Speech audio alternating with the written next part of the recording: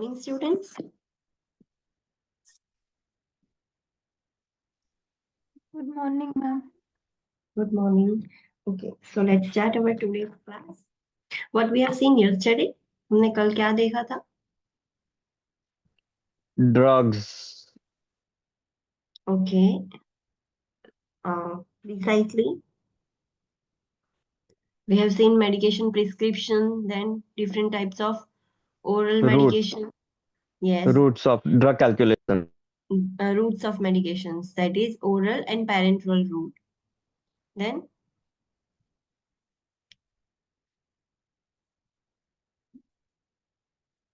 okay, so let's do a quick revision of our previous class.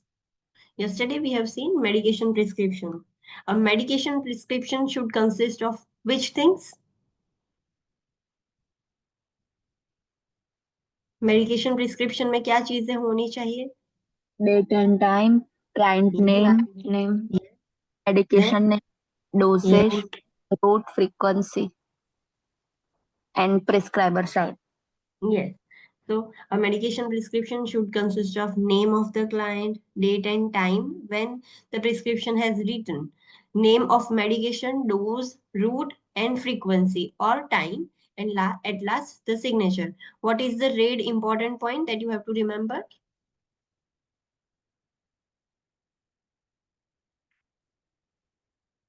What is that red important point? Whenever you see any mistake or you feel that the prescription is not correct, then Contact PHCP. yes. Which PHCP? Who wrote the prescription? Yes. Who wrote the prescription? We have to contact that PHCP. If the PHCP is not available, then what you will do? Contact nursing supervisor. Yes, we have to contact nurse's supervisor. You cannot give the medication to the patient until it is clear that this is correct or what is the correction. You have to contact the PHCP immediately. If he is not available, then you have to contact the nurse's supervisor. Then oral medication. How many types of oral medications are there? In oral medication, what we have completed, what we have studied? Oral medication are in two forms, either in tablet form or in liquid form, solid और liquid. So जो tablets होती है वो कौन से अलग अलग types की आती है? Enteric coated capsules. Coated Okay. capsules. Okay, enteric coated capsules and capsule. What is the difference between enteric coated tablets and capsules? Enteric coated capsules digested in intestine. Absorption, not Absorption of digestion. Yes, absorption of those medications takes place in intestine. Till that they are delayed. Their absorption is delayed. It cannot get absorbed in the abdomen. They are normal, larger capsules, but on that capsule or tablet, there is something, a coating called as enteric coated tablets. That's why the coating gets released into the intestine. उससे पहले वो break down नहीं होगा. So that is enteric coated capsule. And what is capsule? capsules are only that coated one called. No the capsules are जिसके ऊपर gelatin cover होता है, एक ट्रांसपेरेंट कवर होता है जो आप ओपन कर सकते हो. एंटेरिक कोटेड जो टैबलेट्स होती है उसको आप ओपन नहीं कर सकते. You can simply crush them. आप उसको ऐसे ओपन नहीं कर सकते. आप ब्रेक कर सकते हो बट ओपन नहीं कर सकते. और जो नॉर्मल कैप्सूल्स होती है वो जिलेटिन ट्रांसपेरेंट कवर जैसा होता है जो आप इजिली ओपन कर सकते हो. कलरफुल ऐसे कवर्स आते हैं, आपने देखी होगी ऐसी कैप्सूल्स जिसमें स्मॉल स्मॉल पार्टिकल्स होते हैं, पाउडर्स होती है. देखा है? हाँ, so they are capsules. But enteric coated capsules means वो बड़ी बड़ी tablets आती है, बड़ी बड़ी capsules. That is enteric coated capsule. आप उसको खोल के ओपन नहीं कर सकते. You can simply crush. जो नॉर्मल हार्ड टैबलेट कैसी आती है वो पूरे हार्ड होता है, आप ओपन नहीं कर सकते. और can we crush the enteric coated tablets? No. No, we cannot crush enteric coated tablets or sustained release capsules. उनको हम crush नहीं कर सकते. We have to give it fully. जब भी पेशेंट को ऐसे देना हो तो फुल देना होगा, बिकॉज क्रश करके दोगे तो जो उसकी एक्शन है कि इंटेस्टाइन में जाके उसको एब्जॉर्ब होना था, उसकी जगह वो स्टमक में ही एब्जॉर्ब होना स्टार्ट हो जाएगी. So we can not give enteric coated tablets और sustain release capsules by crushing them. Can we open the capsules? Yes, ma'am, for Riles 2 patients. Yes, we can open the capsules. जो capsules का अंदर का जो form है, powder form और gel like, वो हम ओपन करके दे सकते हैं, because it is not meant to be absorbed in the intestine. उसको ऐसा नहीं है कि वो इंटेस्टाइन में जाके ही एब्सॉर्ब हो, बस वो सिंपली कोटेड किया है, वो पाउडर को और जेल को कवर करने के लिए कोटिंग किया गया है. सो हम उसको ओपन करके भी दे सकते हैं और होल कैप्सूल, पूरी कैप्सूल भी दे सकते हैं. Another type of tablet is Core tablet. Core tablet. So what is that? Score tablet means? Marking આવે છે મિડલ્સમાં આપણે એને બ્રેકડાઉન કરી શકીએ easily. Yes, there is a mark in between the tablets. एक मार्क होता है. वो मार्क किस लिए होता है कि उसको डिवाइड वहां से किया जा सकता है, इजीली आप उसको डिवाइड कर सको, उसके लिए ही वो मार्क किया जाता है. That's why this types of tablets are called as score tablets. Another form of oral medication is liquid form. Liquid form. Yes, जो लिक्विड और सॉल्यूशन के फॉर्म में होता है, जो आप पेशेंट को इजीली दे सकते हो. लिक्विड फॉर्म देने के लिए there there must be a medicine cup. Medicine cup की कैपेसिटी कितनी होती है मैक्सिमम? 30 ml. 30 ml. और उस पर डिफरेंट कैलिब्रेशन होते हैं. नॉर्मल कितनी साइज के, कितने एमएल के कैलिब्रेशन होते हैं? 5 ml થી yes, 5 ml, 5 15 10 ml. 15 yes, 30. 50. Yes, और 30 ml के. सो उसमें कैलिब्रेशन होता है to measure the teaspoon, tablespoon and ounces. अगर टी स्पून बोला है तो you can easily give 5 ml. उसको कैसे आपको एक्यूरेटली पोर करना है, आपको प्रीसाइज देनी है मेडिकेशन, 5 ml 10 ml प्रीसाइज देनी है, तो कैसे दोगे आप एक्यूरेटली? कैसे पोर करोगे मेडिकेशन मेडिसिन कप में? What is the correct technique? Level of eyesight. Yes, we have to place the cup at the level of eyes. हमारी आईज के लेवल पर ऐसे कप रखना है, then we have to pour the medication. So proper dose, accurate dose आए. अगर 5 ml से बहुत ही कम डोज लेना है, so what you can do? Use syringe. Yes, we Without can use syringe. What is the really important point that you have to remember?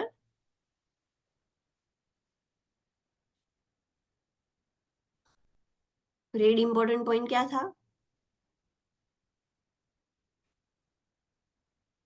While you are giving oral medications, which is in very small amount, and you are giving this medication to the children, so what you have to use? Syringe. Syringe, because in children are at high risk of overdose, because they do not have that much capacity. हमने pharmacology में पढ़ा था कि उनका absorption, metabolism और excretion is different compare to adults. So हमें उनको precise dose देने होते हैं. So for pediatric client you can use the syringe. Then parenteral medication. What are the different parenteral medication route? IV, IM, subcutaneous. IV, IM, સબક્યુટેનિયસ subcutaneous and and intradermal. intradermal. Yes. How you can administer IM injection? 19 angle. Yes. At 90-degree angle. So straight directly to the skin, 90-degree angle से हम दे सकते हैं. What about subcutaneous? 45 and 90 degree both. Okay. 45. When you will give at 45-degree? Whenever we use the big needles, goes. Yes. Yes. Whenever the length of the needle is big or the needle is long, at that time we have to give SQ injection at 45-degree angle. And when you will give at 90-degree? In small needle. Yes, whenever you are using a small short needle, at that time you can give at 90-degree angle. So it is not, ऐसा नहीं है कि 90-degree means सिर्फ IM. Short needle हो तो subQ भी 90-degree दिया जा सकता है. Then एक एग्जांपल दो मुझे जो आप सबक्यू 90-degree पर देते हो.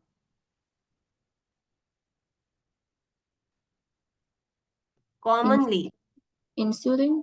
इंसुलिन, यस, उसकी नीडल कितनी छोटी होती है, सो आप डायरेक्टली 90 डिग्री पर दे सकते हो subcutaneous tissues में. So that is one example.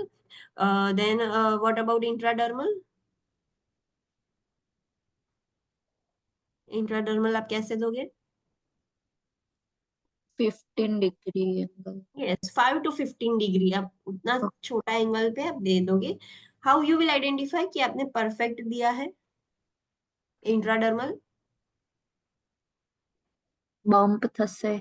Blister Yes, form થઈ જશે. Bleb formation, bump formation. अगर बम्प हो रहा है देन इट इंडिकेट्स कि आपने जो मेडिसिन दी है बहुत ही इफेक्टिव थी. अगर वो नहीं हो रहा है देन इट इंडिकेट्स कि आपने मेडिसिन अच्छे से एडमिनिस्टर नहीं की. It is not in the epidermal space. जो एपिडर्मिस की नीचे है वहां पर नहीं गई है, उसके भी नीचे चली गई है, दैट्स व्हाई बम्प नहीं हुआ. So if you are giving it correct there must be a presence of bleb. अगर ब्लैब नहीं है so you have to understand कि आपने अच्छे से मेडिसिन नहीं दी है. Then what is the rate important point? कितना अमाउंट मैक्सिमम दे सकते हैं फॉर आईएम एंड सबक्यूटेनियस? और IM 3 ml max to max. Maximum 3 ml for IM and specifically for deltoid muscles? 2 ml. 2 Yes, maximum 2 ml, no more than 2 ml. What about subcutaneous? 0.5. 0.5 to 1.5। Yes, 0.5 to 1.5 ml in subcutaneous site. उससे ज्यादा हम नहीं दे सकते.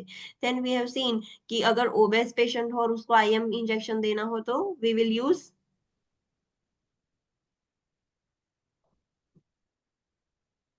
वो OBCs है, उस पर Big fat needle. बहुत ज्यादा है, तो we have to use little bit longer needle.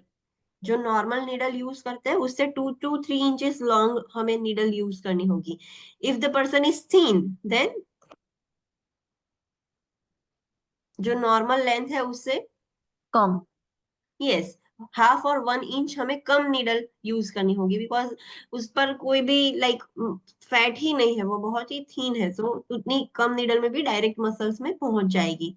फिर नीडल का जो गेज होता है वो हम विस्कोसिटी पर डिपेंड करते हैं. जितना ज्यादा विस्कस होगा फ्लूइड उतना लार्जर गेज हमें चाहिएगा, मतलब लार्जर डायमीटर वाला हमें लगेगा नीडल.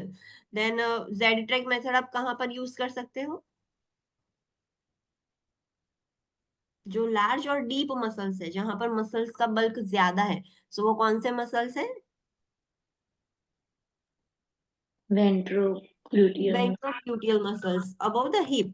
हमने इसीलिए तो देखा था कि मसल्स में हम 3 ml से ज्यादा नहीं दे सकते, बट डेल्टोइड में उतना सारा मसल बल्क नहीं है, वो इतना डीप और लार्जर नहीं है, सो डेल्टोइड के लिए 2 ml ही देना है. वेंट्रोग्लूटियल साइड पर अगर आप आईएम इंजेक्शन देते हो तो वहां पर 3 ml तक आप दे सकते हो. Okay, then what is the another red important point that you have to remember?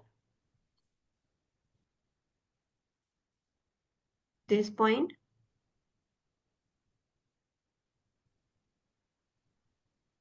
What is this point?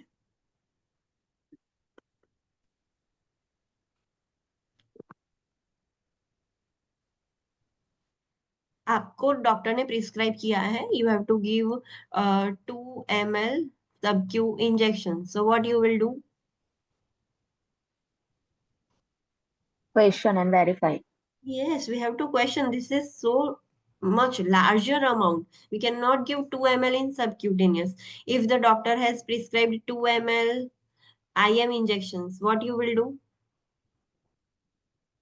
It is normal. It is normal. No worry, no, there is no need of questioning. आप 2 ml deltoid में भी दे सकते हो, ventrogluteal कोई भी side पर दे सकते हो. अगर डॉक्टर ने 3 ml IM बोला है तो क्या करोगे आप? Can be given. It is also. It is also normal, but can you give this prescription to deltoid muscles?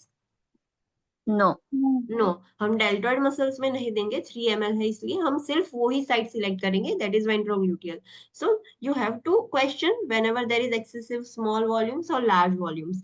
जब आप मेडिकेशन कैलकुलेशन नॉर्मल आपकी मेन एग्जाम में तो नहीं आएगी, बट आप यूवर्ड सॉल्व कर रहे हो और उसमें ड्रग डोज कैलकुलेशन आता है और आईएम के लिए आपका आंसर ज्यादा आ रहा है, तो आपको सोचना होगा कि आपने कुछ मिस्टेक्स किए हैं. इतना बड़ा आंसर 3 से ज्यादा आईएम में आंसर नहीं आएगा.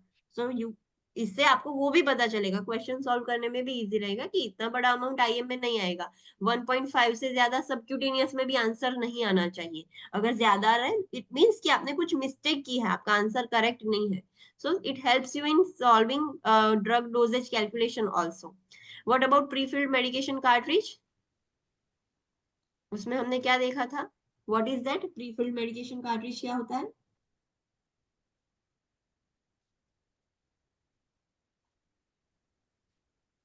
What is that? Prefilled syringe જ આવે એમાં આપણે મેડિકેશન ફિલઅપ નહીં કરવાનું.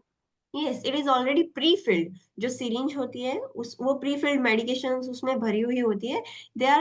दे कम्स इन डिफरेंट फॉर्म्स। आगे लाइक ल्यूअर लॉक जैसा नॉब होगा, सो डायरेक्टली आईवी में दे सकते हो। Sometimes there is syringe also. Syringe attach ही होती है, we can not remove that syringe, sorry needle, वो नीडल अटैच ही होती है, हम रिमूव नहीं कर सकते। तो there are different forms of a prefilled medication cartridge. So is there any extra space in those syringe? Yes. Yes, there is extra space available. अगर आपको कोई ड्रग मिक्स करनी हो तो आप इजिली मिक्स कर सकते हो, तो उसमें एक्स्ट्रा स्पेस भी दी जाती है। And what other point we have seen in this topic? Which other point we have completed about yes? Use only once and discard. Yes, it can be used only once. वो single time use वाली होती है, पर अगर हमें पूरी use ना करनी हो तो डॉक्टर ने ફર્સ્ટ હાફ ડોઝ ડિસ્કાર્ડ કરવાનો, यस પછી ક્લાયન્ટને આપવાનો. यस, अगर डॉक्टर ने बोला है आपको कि यू 3 ml का प्रीफिल्ड कार्ट्रिज है और आपको डॉक्टर ने बोला है कि you have to give only 2 ml, तो आप क्या करोगे? 1 ml ડિસ્કાર્ડ કરવાનું. Yes, first discard that 1 ml and then give 2 ml to the patient. आप पहले 2 ml दे के लास्ट में वो 1 ml डिस्कार्ड नहीं कर सकते, that is the wrong practice. पहले आपको डिस्कार्ड करना है, सो गलती से भी पेशेंट को ज्यादा डोज ना चला जाए, दैट्स वाई पहले डिस्कार्ड करना है, देन पेशेंट को आपको देना है medication. Okay. Then what is the important trade point?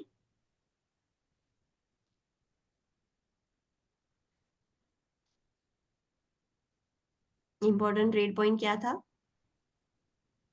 जब भी आप ड्रग डोजेज कैलकुलेशन करोगे तो क्या ध्यान रखना है?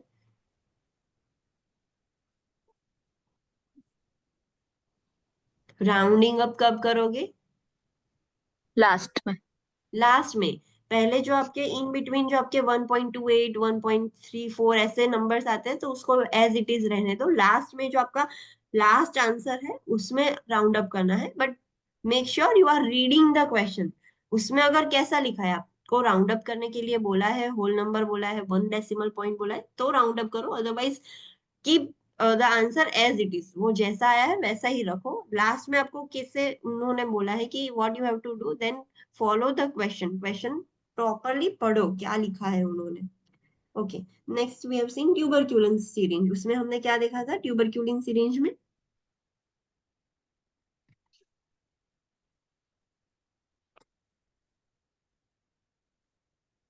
ट्यूबरक्यूलिन सिरिंज में क्या देखा था? 1 ml સિરિંજ આવે.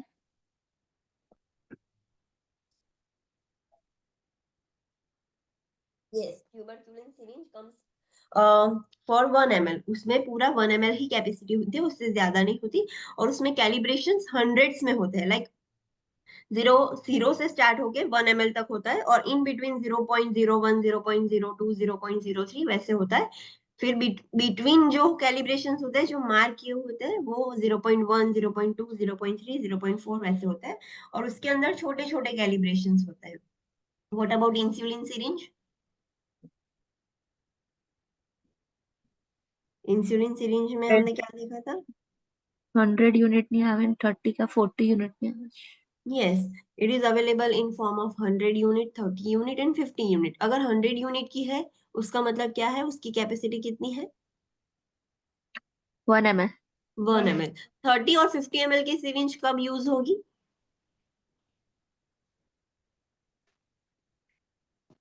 For low जब dosage. यस, जब आपको प्रिसाइज देना हो। आपने देखा 3 ml सिरिंज में ऐसे 0.01 0.02 ऐसे कैलिब्रेशंस होते हैं, अगर आप 3 ml की सिरिंज यूज कर रहे हो तो नो। नो। तो जितनी सिरिंज छोटी होगी उतने उसमें कैलिब्रेशन ज्यादा होंगे। सो आप बहुत ही प्रीसाइज डोज निकाल सकते हो। तो जब भी प्रीसाइज डोज निकालने हो तो छोटी सिरिंज यूज करो। सो जब भी इंसुलिन कम डोजेस में देना हो तो 100 यूनिट की जगह 30 यूनिट या 50 यूनिट की सिरिंज यूज करोगे तो उसमें कैलिब्रेशन आपको ज्यादा मिलेगी और बहुत प्रीसाइज डोज आप विड्रॉ कर सकते हो। What is the red important point?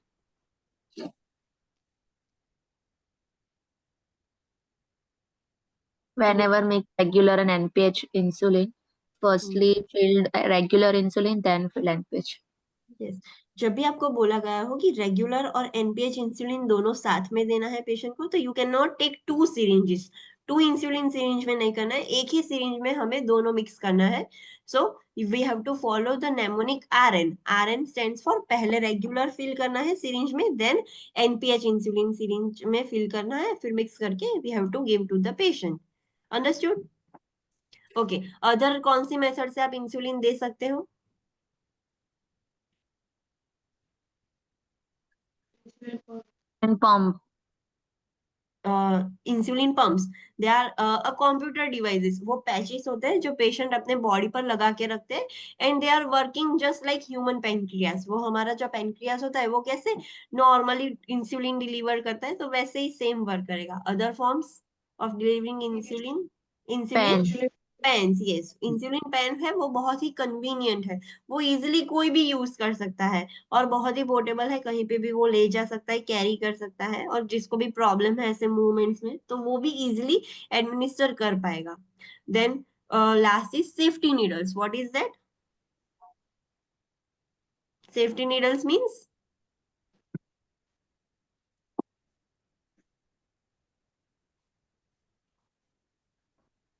What do you understand by safety needles? Shielding જેવું હોય છે. इट इज अ डिवाइस, उसके ऊपर एक शील्डिंग डिवाइस होता है नीडल्स के ऊपर ही, कि जब भी आप यूज कर लो वो नीडल, जैसे ही आप सिर्फ थोड़ा सा भी टच करोगे तो वो ऑटोमेटिक क्लोज हो जाएगा। It reduces the risk of needle stick injuries. तभी अपने हमने जो सेफ्टी और इन्फेक्शन वाला पॉइंट था तो उसमें देखा था कि use of safety needles. So safety needles के ऊपर शील्ड होता है कि जो नीडल स्टिक इंजुरीज प्रिवेंट कर सके। Then injectable medications in powder form. What is that? ये टॉपिक में हमने क्या देखा था?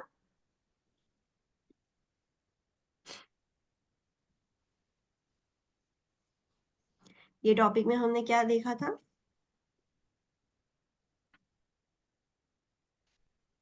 Some medication powder form આવે which can Why? prevent stable. Yes, सब medication came in the powder form because अगर वो लिक्विड फॉर्म में आएगी तो वो स्टेबल नहीं रह पाएगी in the normal room temperature, वो जल्दी एक्सपायर हो जाएगी। So that's why they come in a powder form. जब भी आपको जरूरत हो तभी आप उसको लिक्विड फॉर्म में करके दे सकते हो। Whenever you are converting the powder into liquid is called as, the process is called as Recontest. Reconstitution. Yes, जब भी आप पाउडर फॉर्म को लिक्विड फॉर्म में कन्वर्ट करते हो तो उसको रिकंस्टिट्यूशन बोला जाता है। और उसका डाइल्यूएंट होता है, तो कौन से डाइल्यूएंट मेजरली यूज होते हैं commonly? Sterile water and normal Water. Sterile saline. Water and NS, normal saline. अगर कोई मेडिसिन है उसके ऊपर उसके साथ वो जो पाउडर फॉर्म होते हैं उसके साथ ही स्टेराइल वाटर दिया गया है और आप पेशेंट को एडमिनिस्टर करने जा रहे हो, वो मेडिसिन आपको डाइल्यूट करके 100 ml पाइंट में नॉर्मल सलाइन में मिक्स करके देनी है। तब आप डाइल्यूशन के वक्त वो एनएस यूज कर पाओगे? No. नो। अगर वो स्टेराइल वाटर दिया है तो हमें स्टेराइल वाटर ही यूज करना है, डाइल्यूट स्टेराइल वाटर से करना है, then you can mix that whole reconstituted medication into the normal saline. Directly normal saline से नहीं मिक्स कर सकते। अगर उसमें 10 ml नॉर्मल सलाइन दिया है तो आप वो जो पाइंट है उसका नॉर्मल सलाइन ले सकते हो, बट अगर वो स्टेराइल वाटर है तो you have to mix it with sterile water only. Then reconstitution करते वक्त आपको क्या ध्यान रखना है? कैसे रिकंस्टिट्यूशन करोगे उस पर इंस्ट्रक्शंस लिखी गई होगी। Follow कर. We have to follow the directions और इंस्ट्रक्शंस केयरफुली। जब भी आप रिकंस्टिट्यूशन करोगे तो उसका जो अमाउंट है पाउडर और उसमें डाइल्यूएंट आप 10, और लास्ट में जो सॉल्यूशन मिलेगा आपको वो 10 ml होगा। No. No, it for the it will more than diluent. Diluent 10 ml डाला था, पर पाउडर और डाइल्यूएंट मिलकर जो सॉल्यूशन बनेगी वो थोड़ा ज्यादा होगा। और मल्टीपल डोज वाइल आप यूज कर रहे हो तो क्या ध्यान रखना है?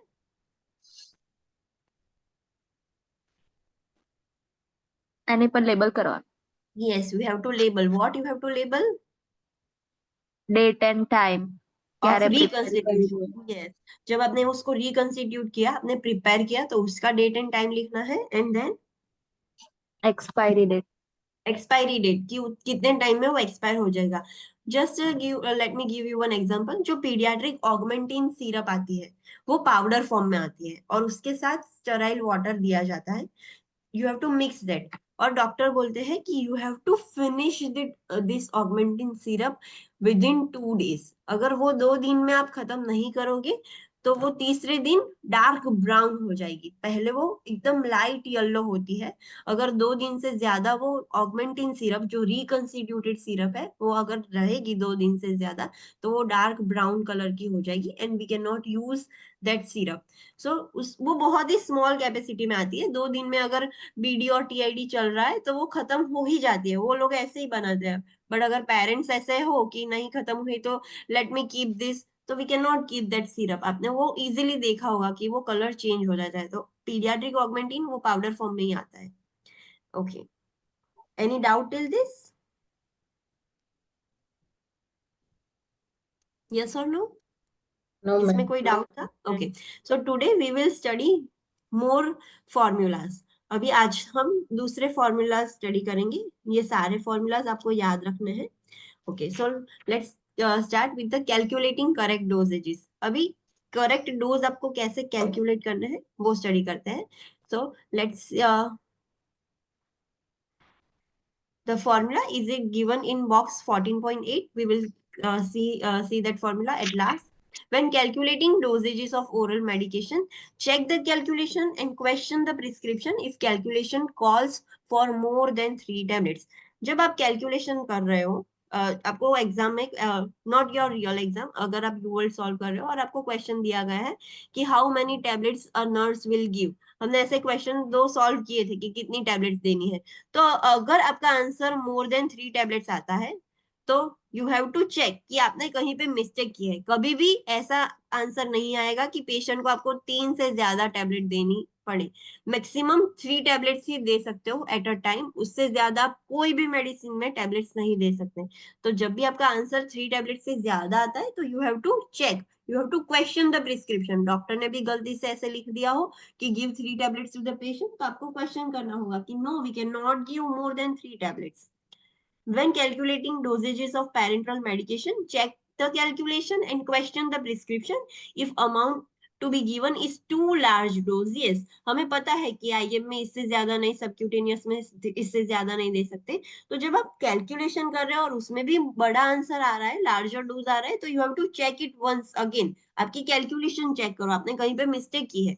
और अगर प्रिस्क्रिप्शन में भी ऐसा लिखा है तो you have to question the PHCP की why you have written such a large dose. We cannot give such a large dose to a patient, so you have to question। और आप कैलकुलेशन कर रहे हो तो आपको चेक करना होगा।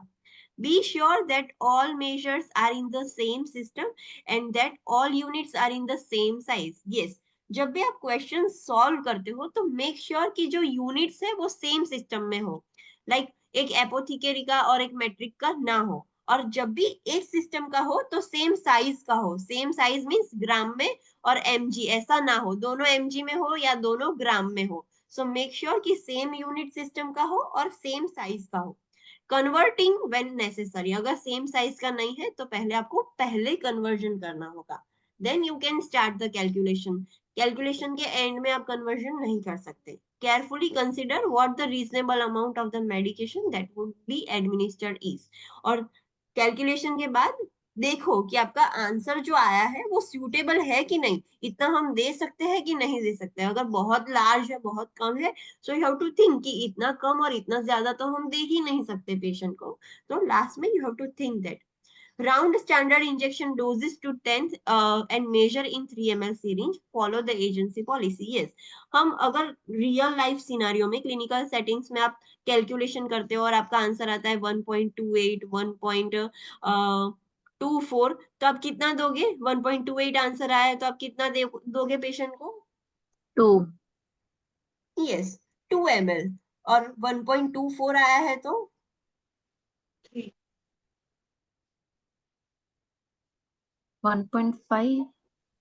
1.2 है। इसमें प्रिसाइज ऐसे बोलते हैं 1 डेसिमल पॉइंट में 1.3 हो जाएगा, और इसमें 1 डेसिमल पॉइंट में 2.4. 1.24. So 4 is smaller than 5. So we cannot add on this number. और ये 5 से बड़ा है, that's why we have written like 1.3. Understood? Yes. Okay. If it is smaller, then ये 1.3 है, ये 1.5 से कम है, so आपको राउंड अप कितना करना है? आप कितने ml दोगे पेशेंट को? 1 ml की 2 ml? 1. 1 ml, yes। अगर 1.5 से बड़ा है, 1.6, 1.7, 1.8, तो कितने ml दोगे आप? 2. 2 ml, yes। सो राउंडिंग अप आपको करना है जब भी आप क्लिनिकल सेटिंग्स में हो, और 3 ml सीरिंज यूज करनी है, और जो भी एजेंसी पॉलिसी हो आपको वो फॉलो करनी होगी। Per agency policy, it may be acceptable to round down, not rounding up. अगर ऐसा है, some in some hospitals they are saying कि अगर आपका 1.28 आता है, फिर भी आपको 1 ml ही देना है, नॉट 2 ml। सॉरी, 1.58 हो तो भी आपको 1 ml ही देना है, नॉट 2 ml। राउंडिंग डाउन जो कम है वो देना है, not rounding up.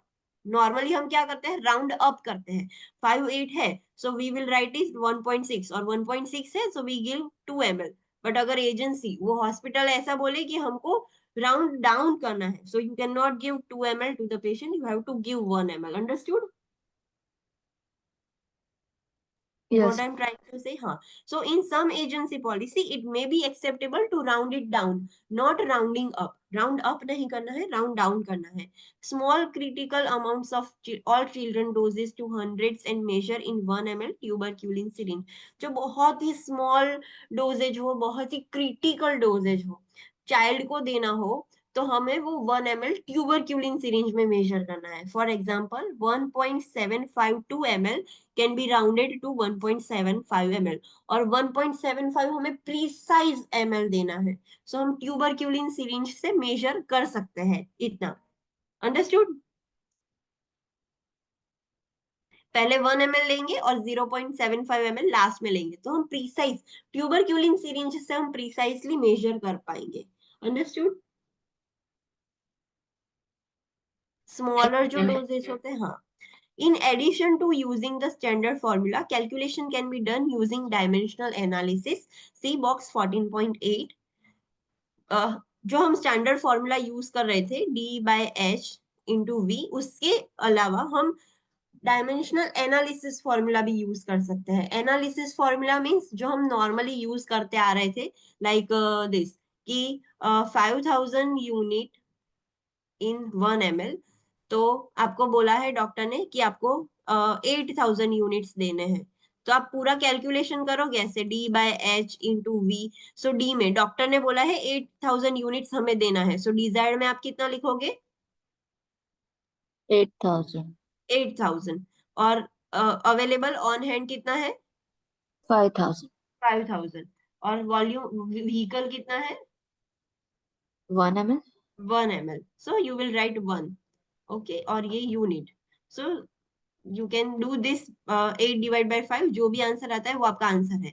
This is standard formula, ये स्टैंडर्ड फॉर्मूला से किया है। अनदर मेथड इज कि आपको डॉक्टर ने बोला है कि you have to give 8000 units to a patient, and आपके पास on hand 5000 unit per ml है, तो आप ऐसा भी कर सकते हो ना, लाइक 1 ml में 5000 यूनिट है, so 8000 unit के लिए how much ml I have to withdraw? तो you are doing this simply cross multiplication, you are just analyzing, इसमें कुछ rocket science नहीं है, you are not using a formula, आप simply analysis कर रहे हो कि 8000 unit में कितने ml लगेंगे, so you are doing just like this 8000 divide by 5000, ऐसे कोई भी sum हम analysis से कर सकते हैं। तो there is another method कि इससे भी हम calculation कर सकते हैं, और it is given in table 14 point box 14.8। the real important point that is, regardless of the source or cause of a medication error, if a nurse gives an incorrect dose, the nurse is legally responsible for the action. Yes, doctor ने अगर wrong prescription दिया है, कोई भी, regardless of any source of medication error, जिसने भी wrong लिखा, जो भी किया, पर एज अ नर्स अगर आप पेशेंट को रॉन्ग मेडिसिन दे दोगे तो you will be held liable, not that PSCP. PSCP ने रॉन्ग लिखा था तो इट इज अवर ड्यूटी कि आप उसको पूछो कि आपने क्यों रॉन्ग लिखा है. सो अगर आप रॉन्ग मेडिसिन दे देते हो तो आप you will be held liable, not that PSCP, regardless of any source. जिसकी गलती थी वो उसको नहीं होगा पनिशमेंट, पर आपने दिया क्यों?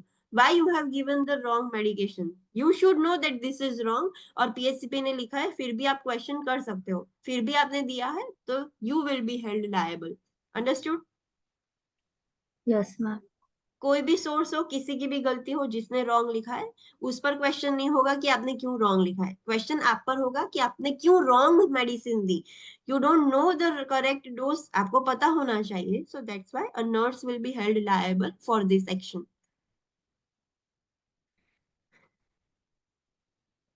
Okay, so let's see box 14.8. जो हमने फॉर्मूला हमने देखा था, d by h into v. so in the book it is in a different form. d means desired dose, a means available, जो हम on hand बोलते थे, h it is mentioned as available, और जो हम v vehicle बोलते थे, जो क्वांटिटी बोलते थे, it is mention as q. तो सेम फॉर्मूला है, जस्ट उसके अल्फाबेट्स अलग है. d by h into v, उसकी जगह d by a into q. तो आपको कोई भी फॉर्मूला याद रखना हो तो रख सकते हो, बस आपको ये पता होना चाहिए कि न्यूमरेटर में आप डिजायर्ड वैल्यू रखोगे जो डॉक्टर ने प्रिस्क्राइब की है, डिनोमिनेटर में जो आपके ऑन हैंड अवेलेबल फॉर्म है कि आपके कौन से अवेलेबल फॉर्म में है तो वो डिनोमिनेटर में रखोगे, और मल्टीप्लाई बाय व्हीकल में जो अमाउंट, जो क्वांटिटी है, लाइक टैबलेट्स, कैप्सूल, मिलीलीटर, जो भी अवेलेबल फॉर्म है वो आपको लिखना है. सो this is the same formula, just उन लोगों ने जो एब्रीविएशन अल्फाबेट्स है वो अलग यूज किए हैं. और ये डायमेंशनल फॉर्मूला, ये स्टैंडर्ड फॉर्मूला होगा, ये डायमेंशनल फॉर्मूला हो गया. जो मैंने बोला था कि 5000 यूनिट में 1 ml में इतना है तो 7000 यूनिट्स में कितना होगा. सो क्रॉस मल्टीप्लीकेशन करके हम डिवाइड करके डायरेक्टली आंसर निकाल सकते हैं. दोनों का आंसर सेम ही आएगा, but you are using a formula that is called as standard formula method, और आप डायरेक्ट ऐसे एनालिसिस करके कर रहे हो, that is called as dimensional analysis formula. Understood? Yes, ma'am. You can read this table if you want. उसमें same ही चीज रिपीट की है. ये फॉर्मूला जो हमने ऑलरेडी पहले स्टडी कर दिया है वो ही है, बस उसके अल्फाबेट्स डिफरेंट है. Okay, next is percentage and ratio solution. Yes, आपने कभी ऐसा देखा होगा कि परसेंटेज में दिया गया है, रेशियो में दिया गया है, लाइक कैल्शियम ग्लूकोनेट 10%, डेक्सट्रोज 5%. आपने ऐसे स्टडी किया होगा कि वो परसेंटेज में देते हैं. सो आपको कैसे जजमेंट करना है, क्वेश्चन में भी ऐसा दिया गया होगा. So how you will identify कि कितना अमाउंट है. So whenever it is in percentage solution, percentage solution में हो तो आपको कैसे जजमेंट लगाना है. एक्सप्रेस परसेंटेज हो उसका मतलब क्या हो, तो it express the number of grams of a medication पर 100 ml सॉल्यूशन. जो परसेंटेज में होता है उसका मतलब क्या, कि वो परसेंटेज ग्राम्स शो करता है कि इतने amount of gram 100 ml solution में है. फॉर एग्जांपल कैल्शियम ग्लूकोनेट 10% ऐसी मेडिसिन है, तो उसका मतलब क्या होगा कि 10 gram of pure calcium gluconate is present in 100 ml of solution. So आपके लिए अवेलेबल फॉर्म क्या होगा, 10 ग्राम, और व्हीकल क्या होगा, 100 ml. Understood? Understood what I am trying to say? Yes, हाँ, ma'am. तो 10 ग्राम इन 100 ml. तो अगर ऐसा लिखा हो कोई भी मेडिसिन रैंडमली कि XYZ medicine 30%, so what does it indicate? 30 gram. 30 gram in 100 100 ml solution. Yes, dextrose 5%, उसका मतलब क्या, 5 5 gram. gram 5 gram of dextrose in 100 100 ml. अगर आपका पाइंट 500 ml का है तो आप सिंपल एनालिसिस कर सकते हो कि 100 ml में 5 ग्राम डेक्सट्रोज होगा तो 500 ml में कितना ग्राम होगा, तो आपको इजीली पता चल जाएगा कि पूरे पाइंट में कितना ग्राम डेक्सट्रोज है। सिमिलरली कैल्शियम ग्लूकोनेट 10% है, उसका मतलब 100 ml में 10 ग्राम्स होगा, तो कैल्शियम ग्लूकोनेट की जो एम्प्यूल आती है वो जितने भी ml की हो, 10 ml की हो, तो उसमें कितने ग्राम कैल्शियम ग्लूकोनेट होगा, तो आप सिंपली एनालाइज कर सकते हो। बट परसेंटेज का मतलब क्या होता है कि इतना ग्राम मेडिसिन 100 ml सॉल्यूशन में है। Understood?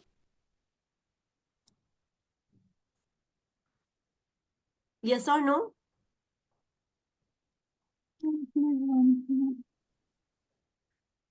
Am I audible to you?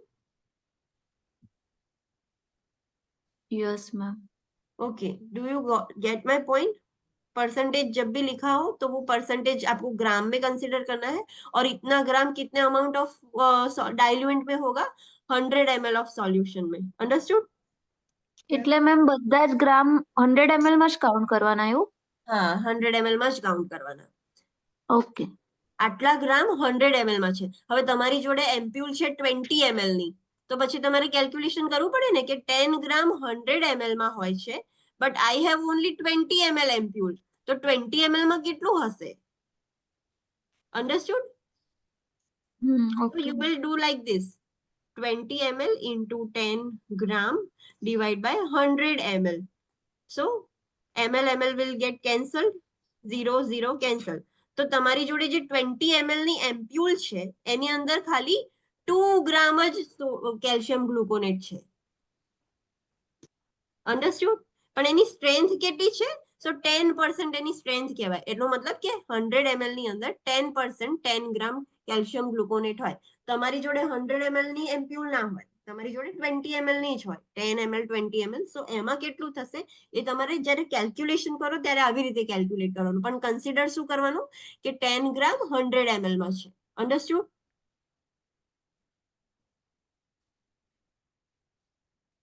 Yes or નો?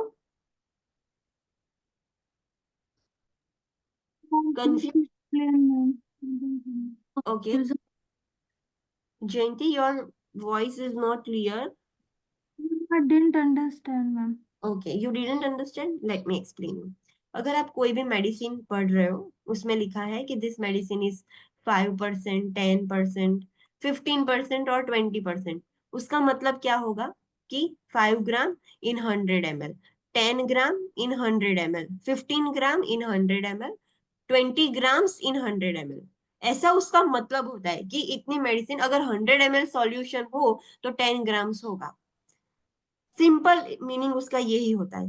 पर अगर आपको क्वेश्चन दिया गया है कि you have to calcium gluconate normally कितने ml का आता है, वो एम्प्यूल कितने ml का आता है? 10 ml. 10 ml का एम्प्यूल आता है. उस पर लिखा है कि कैल्शियम ग्लूकोनेट 10%. उसका मतलब आपको पता चल जाएगा कि 10 ग्राम्स इन 100 ml. पर आपके पास तो 10 ml की एम्प्यूल है. So normally calcium gluconate 100 ml में 10 ग्राम्स होता है, पर आपके पास पूरा 100 ml तो है ही नहीं. उसका मतलब आपके पास पूरा 10 ग्राम भी कैल्शियम ग्लूकोनेट नहीं है. So how you will calculate? आपको पता है कि 100 ml ये जो स्ट्रेंथ दी गई है उसके हिसाब से, उसके मुताबिक 100 ml में 10 ग्राम कैल्शियम ग्लूकोनेट होता है. तो मेरे पास सिर्फ 10 ml है, तो उसमें कितने ग्राम कैल्शियम ग्लूकोनेट होगा? So simply you have to do the multiplication, 10 ml into 10 gram divided by 100 ml. So ml will get cancelled, 0 0 will also get cancelled. तो आपके पास जो 10 ml की कैल्शियम ग्लूकोनेट एम्प्यूल है उसमें 1 ग्राम ही कैल्शियम ग्लूकोनेट है. उससे आपको इसकी मदद से आपको कैलकुलेशन करने में इजी होगी. पर जब भी ऐसे परसेंटेज लिखा गया हो तो you have to simply think, आपको कैसे अंदाजा लगाना है कि 100 ml में इतने ग्राम्स वो जो भी मेडिसिन है वो होगी. अगर डेक्सट्रोज 5% है, चलो डेक्सट्रोज 5% है, उसका मतलब क्या हुआ? 5 ग्राम 5 gram. ml. 5 ग्राम्स इन 100 ml. पर आपके पास 100 ml का डेक्सट्रोज 5% सॉल्यूशन होगा? No. तो कितने ml का होगा? तो 500 ml. 500 ml का होगा. तो 500 ml में 5 ग्राम होगा? No, વધારે હશે. It is for 100 ml. 5 gram is for 100 ml. तो अभी आपको ऐसा कैलकुलेशन लगाना हो कि पूरे पाइंट में कितना डेक्सट्रोज है, तो कैसे कैलकुलेट करोगे? चलो मुझे बताओ. 5 gram for 100 ml. So for 500 ml, how much gram? This is simple dimensional analysis. So you will do like this, cross multiplication, 500 ml into 5 grams divide by 100 ml. So ml will get cancelled, 0 0 will also get cancelled. So 5 5s are 25 grams of dextrose in whole 500 ml pint. आपके पूरे pint में 25 grams dextrose है. So आपको easily पता चल रहा है. हाँ, तो जब परसेंटेज था तो उसका मतलब आपको कैलकुलेशन करने में इजी हो गया. कैलकुलेट, वो परसेंटेज क्या इंडिकेट करता है कि इतना अमाउंट ऑफ ग्राम इतने स्पेसिफिक अमाउंट ऑफ सॉल्यूशन में है. फिर जितना भी आपके पास जो भी सॉल्यूशन है, जितनी भी उसकी कैपेसिटी है 10, 20, 30, 40, 100, 1000 ml, सो आप उसके अकॉर्डिंग कैलकुलेशन कर लो. पर नॉर्मली परसेंटेज का मतलब क्या होता है कि इतना ग्राम इतने ml सॉल्यूशन में, XYZ ग्राम्स 100 ml सॉल्यूशन में ही होता है. अंडरस्टूड? Yes, ma'am. जब आप क्वेश्चन सॉल्व करोगे तो आपको पता चलेगा कि यस, जब सॉल्व करोगे तो आपको पता चलेगा कि इतना परसेंटेज दिया है, तो आपको इजीली पता तो चल जाएगा कि you have to take 100 ml. वरना आपको पता ही कैसे चलेगा कि मुझे कितना अमाउंट लेना है. 10% मीन्स 10 ग्राम इन व्हाट, किसमें है 10 gram. So you know that 10% indicates 10 gram in 100 ml. Understood? Yes, ma'am. Okay, next is ratio solution. अभी समटाइम्स आपने देखा होगी कि रेशियो में लिखा होता है. सो रेशियो क्या इंडिकेट करता है? It express the number of grams of a medication per total milliliters of the solution. तो उसमें मिलीलीटर में लिखा होगा. For example epinephrine 1:1000. इसका मतलब क्या होगा कि 1 ग्राम of epinephrine is present in 1000 ml solution. 1000 यहां से आया. Late me give you one example. ऐसा लिखा हो 2:500, तो उसका मतलब क्या होगा? XYZ मेडिसिन है और उसमें ऐसे लिखा है XYZ 2:500, तो उसका मतलब क्या होगा? 2 gram in 2 500 ml. Gram medicine in 500 ml solution. Okay, Yes, ma'am. अभी ऐसा लिखा हो कि 1:100, so उसका मतलब क्या होगा? 1 gram in 100. 1 gram in 100 ml solution. इसमें फिक्स होगा, you have to always take 100 ml. पर इसमें फिक्स नहीं होगा, जितना भी पीछे वाला डिजिट होगा उतने ml होंगे और जो आगे वाला डिजिट है उतना ग्राम होगा. Understood? Yes, ma'am. Okay, so that is all about percentage and ratio solution. जब परसेंटेज हो तो आपको उतने ग्राम 100 ml में ही कंसीडर करना है, और जब रेशियो हो तो पहले जो न्यूमरेटर है उतने ग्राम है और जो डिनोमिनेटर है उतना ml सॉल्यूशन है, वो आपको ऐसे कंसीडर करके चलना है. Next is IV flow rates. जो हम फ्लो रेट्स मेंशन करते हैं कि कितना रखना है, 60 ml per hour, 80 ml per hour. So let's study about that IV flow rates.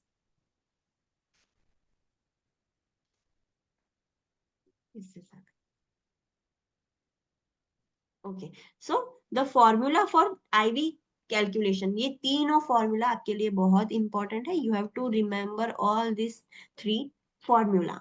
ये सारे इंपॉर्टेंट फॉर्मूलाज है, आप हाईलाइट कर दो या कहीं पे भी लिख दो. Till now we have completed 4 formulas. One was D/H into V, और ये 3 और आज स्टडी करेंगे. फ्लो रेट हमें कैलकुलेट करना हो तो कौन सा फॉर्मूला यूज करोगे आप? Total volume into drop factor. Drop factor आपको क्वेश्चन में दिया जाएगा. वी विल स्टडी कि ड्रॉप फैक्टर क्या होता है, वो आपको क्वेश्चन में दिया जाएगा. Divide by times in minute. अगर ये फॉर्मूला आप यूज करोगे तो आपको क्या आंसर मिलेगा? कितने ड्रॉप्स पर मिनट है. ड्रॉप फैक्टर अभी ऐसा हो कि 1000 ml का पाइंट है, नॉर्मल सलाइन है, और उसका GTT ड्रॉप फैक्टर ऐसे लिखा होता है, GTT 15 है, और डॉक्टर ने बोला है कि आपको पूरा 1000 ml जो पाइंट है वो 6 आवर्स में कंप्लीट करना है. The doctor has said you 1000 ml NS you have to give the patient in 6 hours, और GTT is 15. आपको इतनी इंफॉर्मेशन दी गई है पूरे क्वेश्चन में, तो अभी आपको निकालना होगा कि पूरा 1000 ml मुझे 6 आवर्स में कंप्लीट करना है, तो मैं कितने ड्रॉप्स पर मिनट, वो जो आप फ्लो रेट सेट करते हो ना कि 60 ड्रॉप्स पर मिनट, और वो कितना सेट करोगे, तो वो आपको कैलकुलेट करना है। तो कैसे कैलकुलेट करोगे? टोटल वॉल्यूम में आप क्या लिखोगे? 1000. 1000। ओके, ड्रॉप फैक्टर क्या है? 15. 15। और नीचे क्या लिखोगे टाइम इन मिनट्स में? 3600. 60 लिखोगे? 360. यस, 360 लिखोगे आप। So cancel this zero and do the multiplication. कितना आंसर आता है? टेल मी।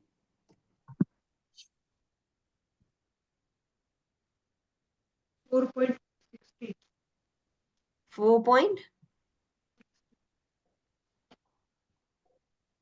41.66, राइट? हाँ. हाँ, सो आप ड्रॉप्स कितने रखोगे? 42 ड्रॉप्स पर मिनट। तो एक मिनट में 42 ड्रॉप्स आप जाने दोगे तो पूरे 6 घंटे में ये पॉइंट खत्म हो जाएगा। तो जब भी आपको ऐसा क्वेश्चन दिया गया हो, आप क्वेश्चन पढ़ोगे तो लास्ट में लिखा होगा कि at what amount of drops per minute the nurse will set the flow rate. तो आपको पता होना चाहिए कि मुझे ये फॉर्मूला यूज करना है, ये फॉर्मूला से आपको ड्रॉप्स पर मिनट आंसर मिलेगा। Understood about this formula? हाँ, next is infusion time. Infusion time हमें कैलकुलेट करना हो तो कौन सा फॉर्मूला यूज करोगे? The total volume to infuse divide by milliliters per hour being infused is equals to infusion time. Doctor ने आपको बोला है सेम 1000 ml NS आपको पेशेंट को देना है, और मिलीलीटर्स पर आवर डॉक्टर ने बोला है कि आपको 60 ml पर आवर स्पीड से देना है। तो उसको कंप्लीट करने में कितना टाइम लगेगा ये आपको कैलकुलेट करना है अभी। तो आप total millilitre to total volume to infuse में क्या लिखोगे? 1000. 1000. 1000 ml per are being infuse में क्या लिखोगे? 60 ml. Yes, only 60 ml, because doctor ने बोला है कि 60 ml पर घंटे, एक घंटे में 60 ml ही पेशेंट को जाना चाहिए। तो कितने टाइम में ये कंप्लीट होगा पॉइंट? सो वी नो कितना आंसर आएगा। 100 divide by 60, 600 divide by 6, In 16 and 6. हाँ, तो ये 1000 ml NS अगर हम 60 ml पर आवर की स्पीड से जाने दे तो उसको कंप्लीट होने में 17 घंटे लगेंगे। अंडरस्टूड? Yes, ma'am. हाँ, सो जब भी आपको ऐसा टाइम कैलकुलेट करना हो, आप क्वेश्चन पढ़ोगे तो उसमें लगे पता होगा, लास्ट में ऐसा पूछा होगा कि in how much time the infusion will get complete. तो उससे आपको पता होना चाहिए कि आपको क्या कैलकुलेट करना है, फ्लो रेट कैलकुलेट करना है। No. No, we have to calculate the time. और टाइम कैसे कैलकुलेट करोगे? So this is the formula. ये फॉर्मूला यूज करके आपको पूरा इन्फ्यूजन टाइम मिलेगा। आपको पता चल जाएगा कि हाँ 17 घंटे में ये पॉइंट खत्म होगा। So you can do like that. So जब भी आपको इन्फ्यूजन टाइम कैलकुलेट करना हो तो ये फॉर्मूला यूज करोगे। Now number of ml per our, sometimes ऐसा होता है कि कितने ml पर आवर हम सेट करेंगे तो वो आपको डिजायर्ड इफेक्ट मिलेगी। तो वो कैसे कैलकुलेट करना है? सो total volume in millilitres and total number of hours. Doctor ने बोला है 1000 ml NS आपको देना है पेशेंट को, and give that in 6 hours. 6 hours में कंप्लीट हो जाए वैसे देना है आपको। अब आप अपने हिसाब से देख लो कैसे दोगे। तो how you will do? In total number of volume in millilitres में क्या लिखोगे? नहीं सॉरी, डॉक्टर ने बोला है 1 लीटर NS देना है पेशेंट को इन 6 आवर्स। तो आप टोटल नंबर ऑफ वॉल्यूम में क्या लिखोगे? डॉक्टर ने बोला है give 1 litre NS to the patient. 1000. Yes, हमें 1000 लिखना है। अगर 1 लीटर दिया गया हो तो you have to convert into millilitre, because ये याद रखना कि उस पे मिलीलीटर ही लिखना होगा। यहाँ पर अगर आवर्स में दिया है तो you have to convert into minutes. So ये खास ध्यान रखना कितने कौन से यूनिट में दिया है। अगर लीटर्स में दिया है तो you have to write in millilitre only. So total volume in millilitre कितने घंटे में बोला है खत्म करने को? 6. 6 आवर्स। अगर यहाँ पर ऐसा लिखा हो कि कंप्लीट इन 60 मिनट्स तो क्या लिखोगे आप? 1. 1 hour। Yes, you have to write in hours. जो आपको बोला गया है उसमें ही, वो ही यूनिट में लिखना है. सो डॉक्टर ने बोला है 6 आवर्स में देना है, so what will be the answer? 166.7 ml per hour. Yes, 166.6. So we can like this 167 ml per hour. 1 घंटे में आप 167 ml जाने दोगे तो पूरा 1000 ml का जो NS है वो 6 घंटे में खत्म हो जाएगा. अंडरस्टूड? Yes, ma'am. हाँ, सो ये तीनों फॉर्मूला याद रखना है. जब भी आप क्वेश्चन रीड करोगे तो आपको पता चलेगा कि कौन सा फॉर्मूला कब यूज करना है. Okay. So monitor IV flow rate frequently even if the IV solution is being administered through an electronic device. Follow agency policy regarding the frequency. Yes. अगर आप पेशेंट को इन्फ्यूजन डिवाइस से दे रहे हो, आपको पता है ऐसे क्वेश्चंस आएंगे, डॉक्टर ने बोला है कि आपको पोटेशियम देना है, आप जो डाइल्यूट करके इन्फ्यूजन पंप पे देते हो देना है, इतने घंटे में जाना चाहिए, तो वो आप डिसाइड करते हो ना कि कितने ml पर आवर मैं सेट करूंगी तो इतना जाएगा slowly slowly. So this is how you have to do the calculation. तो वो लास्ट वाला फॉर्मूला आप यूज करोगे कि इतना ml पर आवर मैं इन्फ्यूजन पंप सेट करूंगी तो 1 घंटे में इतने ml ही जाएंगे. सो जब भी कोई भी मॉर्निंग आईवी फ्लो रेट ऐसे सॉल्यूशंस जा रहा हो पेशेंट को, भले ही वो इन्फ्यूजन डिवाइस से ही क्यों ना जा रहा हो, but you have to frequently check the patient कि कहीं पे कुछ प्रॉब्लम हो गया, वो स्टॉप तो नहीं हो गया, फ्लो रेट बढ़ तो नहीं गया. समटाइम्स अगर हम इन्फ्यूजन पंप यूज नहीं करते और डायरेक्ट पाइंट से ही हम फ्लो रेट सेट करते हैं तो ऐसा होता है कि थोड़े टाइम बाद अचानक ही वो अपने आप से ही फ्लो रेट बढ़ जाता है या फिर बहुत ही कम हो जाता है. You have to frequently check the patient. जब भी आप किसी आई पेशेंट को फ्लो रेट पर मेंटेन करते हो तो उसको फ्रीक्वेंटली चेक करना होगा, भले ही वो आप इन्फ्यूजन और इलेक्ट्रॉनिक डिवाइसेस से क्यों ना कर रहे हो, but you have to check that patient frequently. If an IV is running behind the schedule, collaborate with the PHCP to determine the client's ability to tolerate an increased flow rate, particularly for older clients and those with cardiac, pulmonary, renal or neurological condition. अगर आपने flow rate में sometimes ऐसा होता है कि doctor ने बोला था कि ये 6 घंटे में खत्म कर दो, but due to some reasons patient ने बार बार बंद करवाया या स्लो हो गया, बीच में ब्लॉकेज हो गया, कुछ भी हो गया, सो जो आपका आईवी सॉल्यूशन था वो स्केड्यूल से पीछे हो गया. 6 घंटे में कंप्लीट करने की बजाय अभी 5 घंटे में आधा ही कंप्लीट हुआ है. So your IV solution is running behind the schedule. So ऐसा हो तो you have to collaborate with PHCP. और पेशेंट कितना टॉलरेट कर पाएगा, you have to increase the flow rate. Now आपको कंप्लीट तो करना है एनी हाउ बिकॉज दूसरी भी मेडिकेशन है स्केड्यूल की हुई. So you have to complete the solution. तो आप फ्लो रेट ऐसे बढ़ाते हो बट डायरेक्टली अपने आप से खुद से फ्लो रेट नहीं बढ़ा सकते. You have to collaborate with PHCP. PHCP के साथ दोनों का म्यूचुअल डिसीजन होना चाहिए. पीएचसीपी अगर आपको बोले कि हाँ you can increase the solution IV flow rate, तभी आप इंक्रीज कर सकते हो, बट इंक्रीज करते वक्त ध्यान रखो कि पेशेंट कितना टॉलरेट कर पाएगा. खास करके कौन से लोगों में ध्यान रखना है? Older patient. ओल्डर पेशेंट में आप थोड़ा भी ज्यादा दे दोगे तो पेशेंट को फ्लूइड ओवरलोड हो सकता है. जिसको कार्डियक कंडीशन है उसमें आप फ्लो रेट ज्यादा नहीं रख सकते. अगर थोड़ा भी ज्यादा हो जाएगा तो पेशेंट को प्रॉब्लम हो जाएगा. जिसको पल्मोनरी प्रॉब्लम है, रीनल प्रॉब्लम है, न्यूरोलॉजिकल कंडीशन है, उसमें आप फ्लो रेट ऐसे ही डायरेक्टली नहीं बढ़ा सकते. यू हैव टू सी कि पेशेंट कितना टॉलरेट कर पाएगा. Understood? Okay, this is the rate important point that you have to remember. The nurse would never increase the rate of an IV infusion to catch up if the infusion is running behind the schedule without PHCP's approval. अगर आप patient को ivy infusion दे रहे हो, कोई भी point दे रहे हो और वो स्केड्यूल से पीछे चल रहा है, तो आप खुद से अपने आप से उसकी स्पीड नहीं बढ़ा सकते, उसका रेट इंक्रीज नहीं कर सकते विदाउट PHCP's approval. अगर आपको PHCP बोले then and then only you can increase the rate. उससे पूछे बिना नहीं कर सकते आप.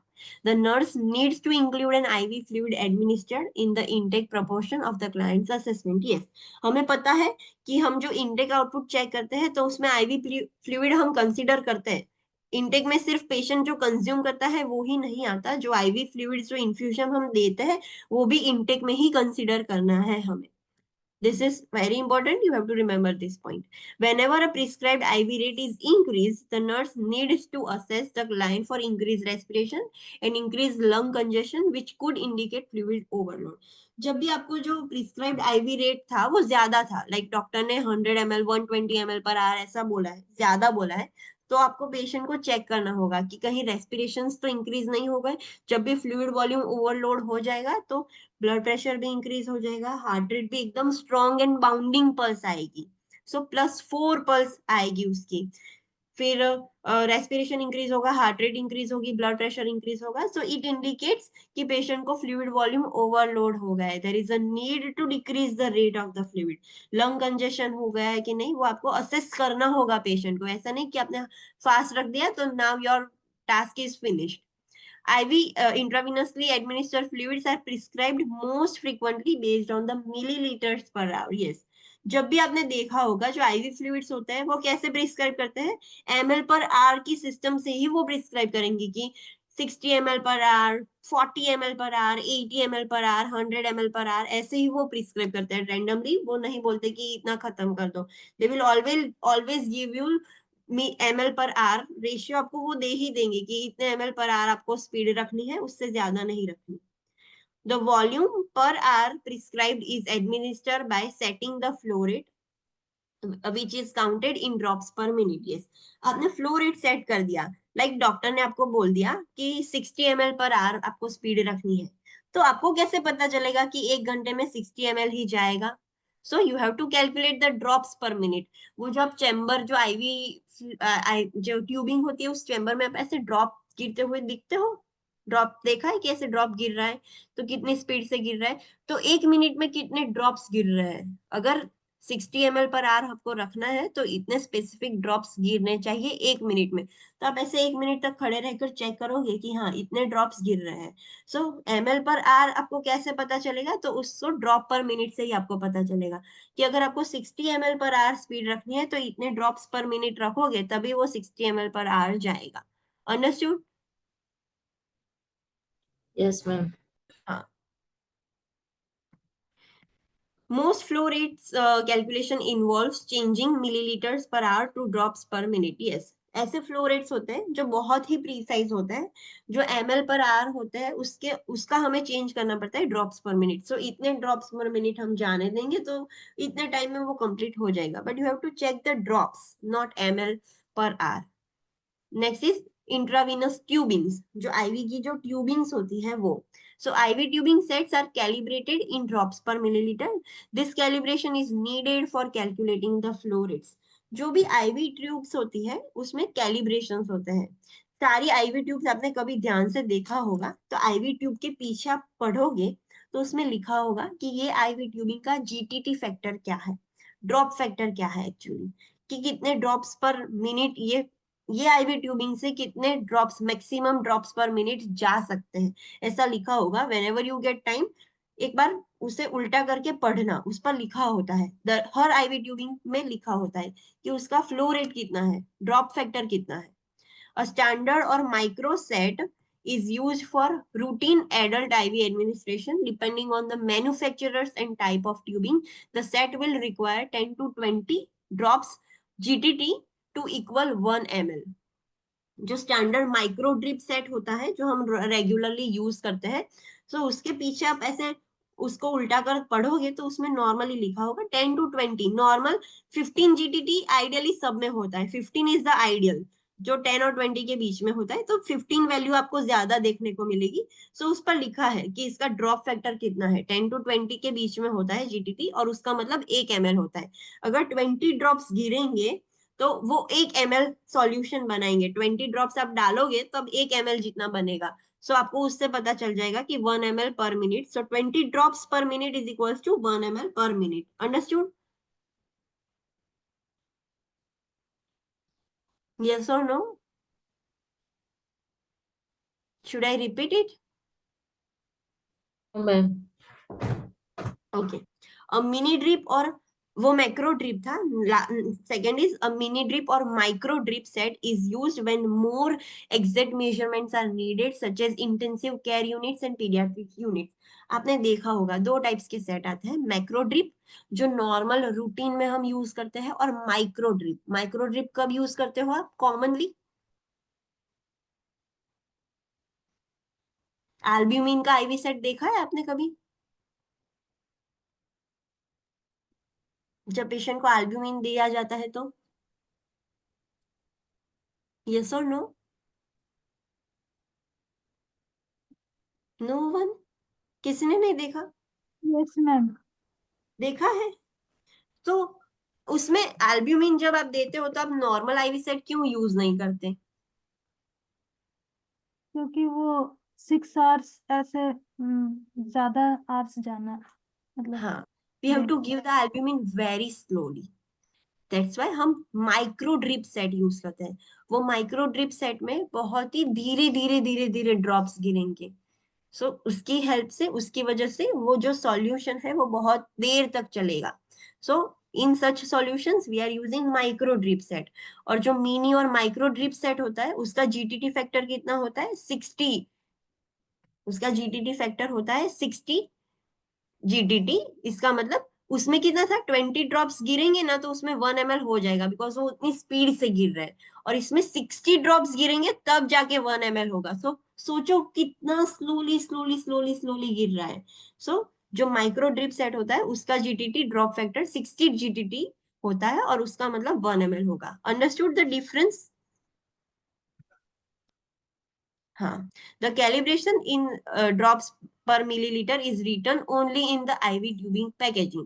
ये जो GTT फैक्टर है कि ये पैकेज, ये IV ट्यूब का कितना GTT है, तो ऑब्वियसली उसके पैकेजिंग पर ही लिखा होता है। कभी आप ध्यान से पढ़ना, माइक्रो ड्रिप का भी और मैक्रो ड्रिप का भी पढ़ना। माइक्रो ड्रिप में 60 के अराउंड GTT लिखा होगा, डिपेंडिंग ऑन द मैन्युफैक्चरर 60 के आसपास ही लिखा होता है। और जो रेगुलरली हम व्हाइट वाली यूज करते हैं मैक्रो ड्रिप सेट, उसमें 10 to 20 के बीच में लिखा होगा जीटीटी फैक्टर। अंडरस्टूड?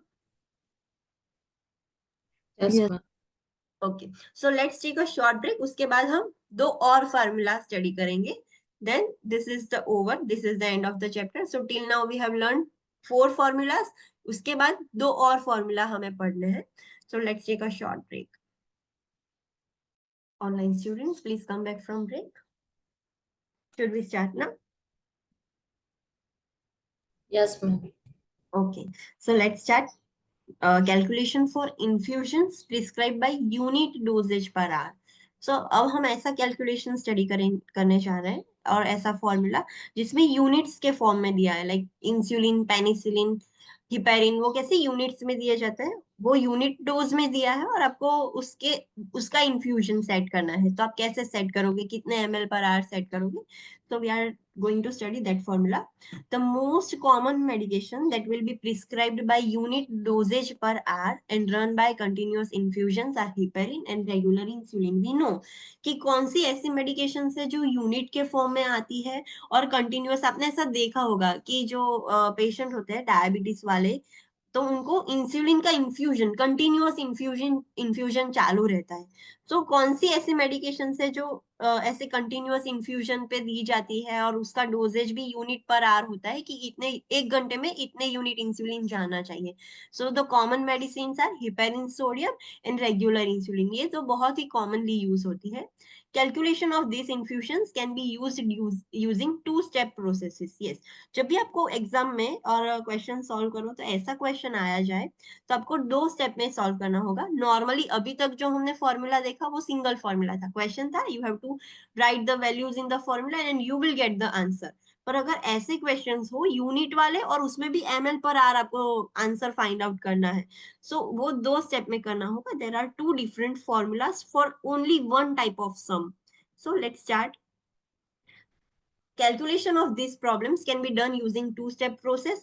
वो 2 स्टेप में किया जाता है। First step is what? First step is determining the amount of medication पर ml। 1 ml में कितनी मेडिसिन है, जस्ट हमने पहले देखा कि 10 ग्राम 10%। सो इट इंडिकेट्स कि 100 ml में 10 ग्राम्स है। पर हमें 1 ml में फाइंड आउट करना हो तो कैसे फाइंड आउट करोगे? So there is one step to find out the amount of medication in per milliliter, and second step determining the infusion rate और ml per hour. जो infusion rate था ml per hour जो आप find out करते हो वो find out करना है. So there are two different steps. Let's study. वो आपको एक example दे रहे हैं. Problem 1. प्रिस्क्रिप्शन, डॉक्टर ने प्रिस्क्राइब किया है continuous heparin sodium by IV at 1000 units per hour. Doctor ने बोला है आपको कि आपको हिपेरिन सोडियम कंटिन्यूअसली देना है. कैसे देना है? 1000 यूनिट पर आवर, एक घंटे में 1000 यूनिट्स हिपेरिन जाए, ऐसे आपको हिपेरिन आपको एडजस्ट करना है, वो आपको करना है. It is up to you, आप कैसे भी करो वो आपको देखना है. You have to do the calculation. Doctor ने इतना बोल के आपको छोड़ दिया है कि 1000 यूनिट पर आवर जाए, ऐसा आपको सोडियम हिपेरिन कंटिन्यूअसली देना है. अभी आपके पास जो बैग होती है available form, on hand form, वो क्या है available? So IV bag of 500 ml D5W with 20,000 units of heparin sodium. जो आपके पास अवेलेबल फॉर्म है वो 500 ml D5W है. उसके अंदर 20,000 यूनिट्स ऑफ हिपेरिन मिलाया गया है. और वो मिक्सिंग कौन करेगा? जो सारी ड्रग्स एम्प्लेक्स कंट्रीज में जो ड्रग्स प्रिपरेशन होती है वो कौन करता है? Pharmacist. फार्मासिस्ट. यस. हाँ, सो फार्मासिस्ट ही आपको ऐसे बना के दे देंगे. उन लोगों ने ऐसे 20,000 यूनिट्स 500 ml में मिला के आपको दे दिया है. बट आप कितना फ्लो रेट सेट करोगे, क्या करोगे, वो आपको करना है. वो कैलकुलेशन हमारा काम है, वो फार्मासिस्ट का काम नहीं है. सो उन लोगों ने 20,000 यूनिट्स 500 ml में मिला के आपको दे दिया है. How many ml per hour are required to administer the correct dose. आप इन्फ्यूजन जो रेट है वो कितने ml पर आवर ऐसे सेट करोगे तो एक घंटे में 1000 यूनिट्स पेशेंट को मिलेंगे. सो उसके लिए पहला स्टेप हमें आइडेंटिफाई तो करना होगा ना, ये 20,000 यूनिट्स कितने सॉल्यूशन में है? 500 में. तो 1 ml में कितना होगा वो तो हमें कैलकुलेट करना होगा ना. First step would be that. So for that the formula is to calculate the amount of medication that is units per 1 ml is what. So उसके लिए फॉर्मूला है know the amount known amount of medication in the solution. पूरे solution में कितनी medicine है? So we know that it is 20,000 और total volume कितना है? 500 ml. So उसको डिवाइड कर दोगे तो आपको आंसर मिल जाएगा. टोटल मेडिसिन के यूनिट्स कितने हैं? 20,000 सॉरी 20,000 इट इज, हाँ 20,000 यूनिट्स मेडिसिन है. और टोटल डाइल्यूएंट कितने कितने वाटर में और कितने उसमें मिलाया गया है? सो 500 ml D5W में मिलाया गया है. So answer would be 40 units. अगर आप इसको कैंसिल आउट कर दोगे और 200 डिवाइड बाय 5 करोगे तो आपको 40 आंसर मिलेगा. तो आपको मिल गया, पता चल जाएगा कि 1 ml में 40 यूनिट्स है. यू गेट द आंसर कि 1 ml में 40 यूनिट्स प्रेजेंट है. नाउ आपको मिलीलीटर्स पर आर कैलकुलेट करना है. सो वो कैसे कैलकुलेट करोगे? सो सेकंड जो हम फॉर्मूला यूज करेंगे दैट इज डोज पर आर डिजायर्ड. डॉक्टर ने कितना डोज बोला था? एक घंटे में कितना देना है? डिजायर्ड डोज कितना था? हाँ, डॉक्टर ने बोला था एक घंटे में 1000 यूनिट्स हमें देना है. और हमारा जो कॉन्सेंट्रेशन पर मिलीलीटर जो हमने फाइंड आउट किया कि 1 ml में इतना कॉन्सेंट्रेशन है, वो क्या आया था? 40 यूनिट्स आया था ना. 40 units per milliliter. This is the formula. You have to remember this two formula. ये दो फॉर्मूला आपको याद रखने हैं. ml 1 ml में कितना सॉल्यूशन है ये फाइंड आउट करने के लिए ये फॉर्मूला याद रखना है. और जब इन्फ्यूजन रेट और ml पर आर आपको फाइंड आउट करना है तो ये फॉर्मूला याद रखना है. वो पुराना ml पर आर आप यूज नहीं कर सकते because that was for the normal solution. वो यूनिट्स वाले के लिए नहीं था. पर जब ये ऐसे यूनिट वाले हो तो उसमें ये फॉर्मूला याद रखना होगा आपको. सो उसके लिए आप क्या कैसे फॉर्मूला याद रखोगे? तो डोज पर आर जो डिजायर्ड है, जो डॉक्टर ने बोला है, और उसके नीचे डिनोमिनेटर में कॉन्सेंट्रेशन पर ml, this much of medication पर ml. सो डॉक्टर ने बोला था 1000 यूनिट्स और आपका 1 ml में 40 यूनिट्स आंसर आया. So units will get cancel out. 0 will cancel out. 100 divide by 4 कितना आएगा? तो 25 ml पर आवर. तो जो आप इन्फ्यूजन पंप है वो 25 ml पर आवर ऐसे सेट करोगे तो एक घंटे में 1000 यूनिट उसको हिपेरिन सोडियम मिल जाएगा. Understood? Yes or no? Yes, ma'am. Let's do another problem. Prescription of continuous regular insulin by IV at 10 units per hour. Doctor ने क्या प्रिस्क्राइब किया है? 10 यूनिट्स पर आवर आपको IV इंसुलिन देना है patient को. Available form कितना है? सो IV bag of 100 ml NS with 50 units of regular insulin. Pharmacist ने आपको मिक्स करके दे दिया है, 100 ml NS में 50 यूनिट्स इंसुलिन डाल के आपको भेज दिया है ऊपर। अभी डॉक्टर ने बोला है कि 1 घंटे में 10 यूनिट्स ही जाने चाहिए, तो आप कितना सेट करोगे उसको फ्लो रेट? तो उसके लिए पहले आपको जो ml, 1 ml में कितना है वो फाइंड आउट करना होगा। So what is the formula to calculate that? आप सिंपल एनालिसिस भी लगा सकते हो, let me show you. 100 ml में 50 यूनिट्स है, तो 1 ml में कितने होंगे? सो you can simply do like this, 50 cross multiplication आप करोगे, 50 unit divide by 100 ml। So what will be the answer? 5 divide by 10, 0.5 मिल गया आपको आंसर। तो 0.5 यूनिट 1 ml में है। ये सिंपल एनालिसिस से भी पता चल सकता है। तो उसका ही फॉर्मूला उन्होंने बनाया है कि जो टोटल अमाउंट ऑफ मेडिसिन है divide by total volume of diluent. Got my point? आप सिंपल ऐसे एनालिसिस भी कर सकते हो ना कि 100 ml सॉल्यूशन में 50 यूनिट्स इंसुलिन है, तो 1 ml में कितना होगा? So simply do the cross multiplication, 1 into 50 divide by 100। सो आपको आंसर मिल जाएगा। So that is 0.5 units in 1 ml। 1 ml में 0.5 यूनिट्स है। सिमिलरली यहाँ पर भी यूज कर सकते हो। 500 ml में 20,000 यूनिट्स हिपेरिन सोडियम है, तो 1 ml में कितने होंगे? सो 20,000, 1 into 20,000 डिवाइड बाय 500। सो आपको ये आंसर मिल जाएगा 40 यूनिट्स। यस और नो? Yes, ma'am. हाँ, सो वो सिंपल एनालिसिस के लिए उन लोगों ने फॉर्मूला बनाया है कि जो टोटल मेडिकेशंस है divide by total volume of diluent, जिसमें डाइल्यूट की गई है। सो 50 यूनिट्स डिवाइड बाय 100 ml, तो 0.5 यूनिट्स पर ml। 1 ml में इतने यूनिट्स इंसुलिन है। Now you have to set the ml per hour. आप इन्फ्यूजन का रेट कैसे रखोगे कि आपको जो डिजायर्ड सॉल्यूशन है वो मिल जाएगा? तो उसके लिए फॉर्मूला, ये फॉर्मूला आपको याद रखना ही होगा। You can not do anything. Formula आपको याद रहेगा तो मैथ्स आपके लिए इजी हो जाएगी। तो फॉर्मूला आपको एक्सेप्ट करके याद ही रखना होगा। सो वो कैलकुलेट करने के लिए फॉर्मूला क्या है? टेल मी।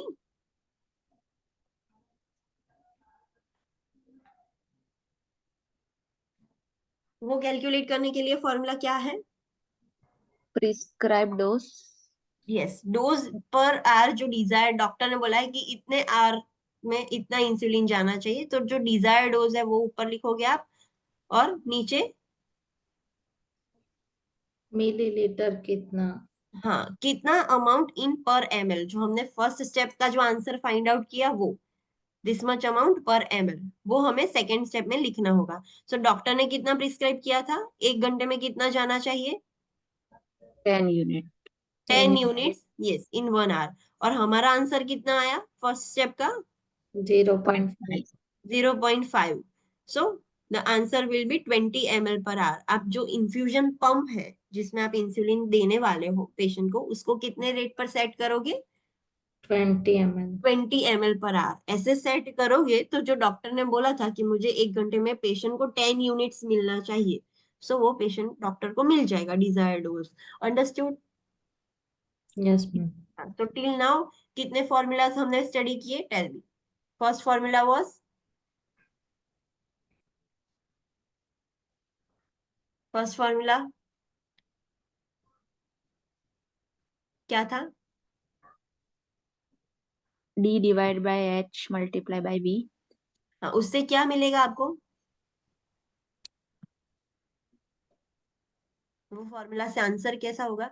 कितने ml मेडिसिन दोगे आप, कितनी टैबलेट दोगे, कितनी कैप्सूल दोगे? जब ऐसा कुछ फाइंड आउट करना हो तो कौन सा फॉर्मूला यूज करोगे?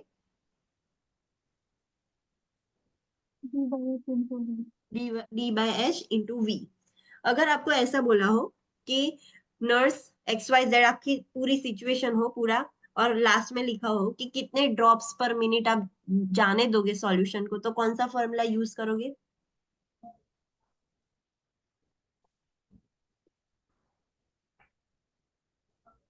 कौन सा formula use?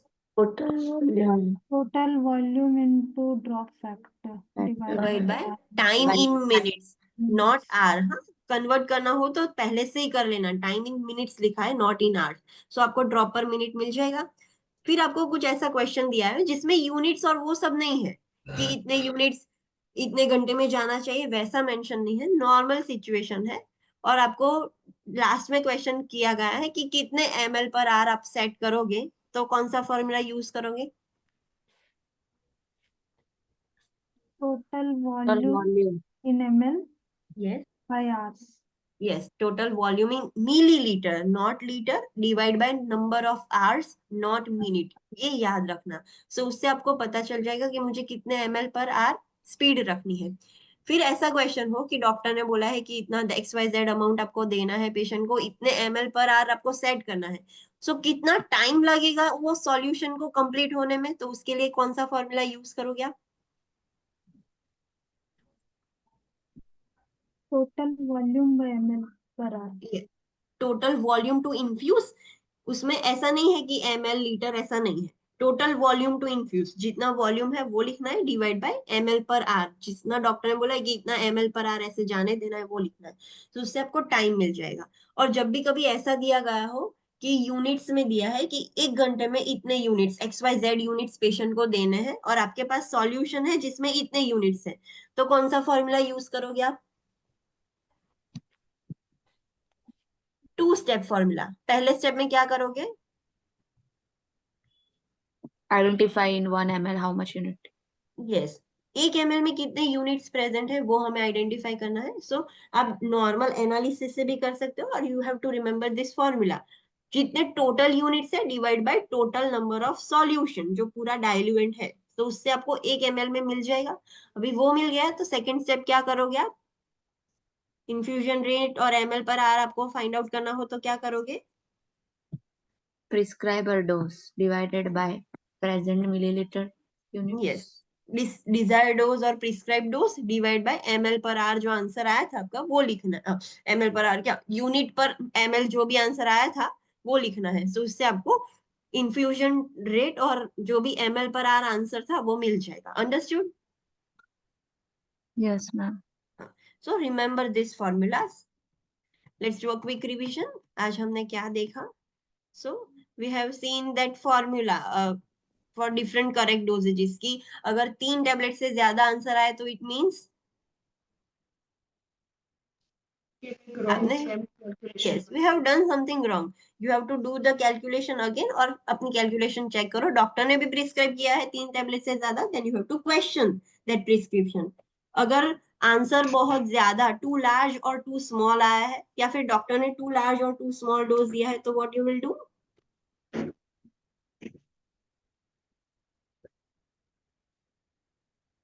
You have to question.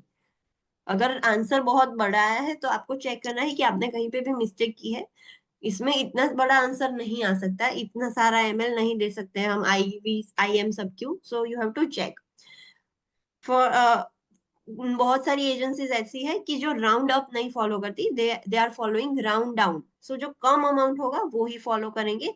What is the red important point? Red important point क्या है? કે કોઈ બી ઇનકરેક્ટ ડોઝ આપણે પેશન્ટ આપી દઈએ છીએ તો એના માટે ખુદ આપણે રિસ્પોન્સિબલ છીએ। यस, दो किसी की भी गलती हो, किसी ने रॉन्ग लिख लिया, no matter what is the source of this medication error, जो भी मेडिकेशन एरर हुई उस किससे स्टार्ट हुई, इट डजंट मैटर, पर आपने पेशेंट को दी है, that's why the nurse will be held liable for that action, उसको पनिशमेंट मिलेगी।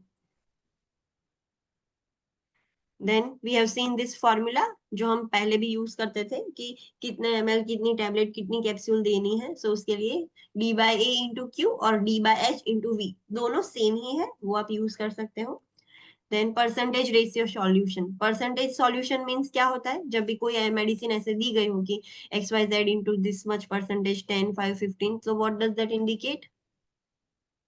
જે પર્સન્ટેજ છે એને ગ્રામમાં કન્સિડર કરવાનું અને ગ્રામ 100 ml માં Yes, you have to consider that percentage as a gram. This much amount of gram is present in 100 ml solution. 100 ml change नहीं होगा, वो सेम ही रहेगा। ग्राम चेंज होगा, 5% है तो 5 ग्राम्स इन 100 ml, 20% है तो 20 grams in 100 ml, 100 ml will be same. Ratio solution में क्या याद रखना है आपको?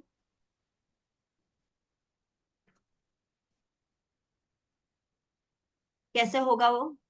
कोई भी मेडिसिन रेशियो के फॉर्म में दी है, फॉर एग्जांपल एपिनेफ्रिन 1:200, तो what does it indicate? 1:200 means, 1 છે એના ગ્રામ કન્સિડર કરવા તો એ 200 ml यस, जो न्यूमरेटर है वो हमारे लिए ग्राम होगा।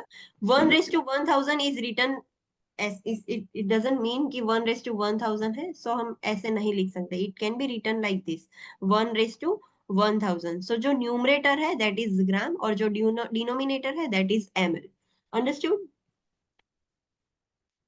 फिर हमने आईवी फ्लो रेट के डिफरेंट फॉर्मूला स्टडी किए थे, ड्रॉप फैक्टर के, कितने ड्रॉप्स पर मिनट हमें जाने देना है, तो कितना, कौन सा फॉर्मूला यूज करना है, that is the formula of flow rate. कितना इन्फ्यूजन टाइम लगेगा, उसके लिए कौन सा फॉर्मूला है वो हमने स्टडी किया। कितने ml पर आर हमें सेट करना है सॉल्यूशन का, उसका फॉर्मूला हमने स्टडी किया। So you have to remember this formulas. What is the red important point? Red important point क्या था?